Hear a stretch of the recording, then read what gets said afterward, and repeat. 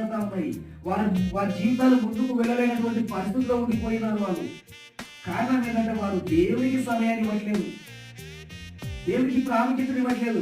లోకానికి వాళ్ళు ప్రాముఖ్యత ఇచ్చడం వలన లోకము చేత వాళ్ళు బంధింపబడుతూ ఉన్నారు. విడుదల కొరకు ఎంత వేచి ఉన్నదో వారికి విడుదల కాలేనటువంటి పరిస్థితి. కారణం ఏంటంటే మనుషుల ఎద్దకు వెళ్ళి విడుదల పొంద కొరకు వాళ్ళు ప్రయత్నం చేస్తూ ఉన్నారు. కానీ ఈమె మాత్రం అలసిపోయి ఏం చేసిందంటే దేవుని సన్నిధికి వెళ్ళి వాక్యం వినడం కొరకు ప్రారంభించినది. వాక్యం వింటూనే ఉన్నది. వాక్యం వింటూ ఉండగానే దేవుని కనుదృష్టి మీద పడ్డదాన్ని పిలిచారు, హస్తమైన స్వస్థపరిచినాడు. దేవుని హల్లెలూయా. నీకు విడుదల కలగాలంటే, నీకు స్వస్థత కలగాలంటే దేవుని మాట విను. ఆయన అదే చేసింది. ఆయన వాక్యం బోధిస్తున్నప్పుడు ఆయన వాక్యం వినడం మొదలుపెట్టింది. దేవుని యొక్క మొదలు బిడ్డ, నీ రోగం నుండి, వ్యాధి నుండి, నీ బాధల నుండి, నీ శ్రమల నుండి, నీ ఇబ్బందుల నుండి నీకు విడుదల కలగాలి అంటే, సమాధానం నెమ్మది నీకు కలగాలి అంటే, నీ జీవితం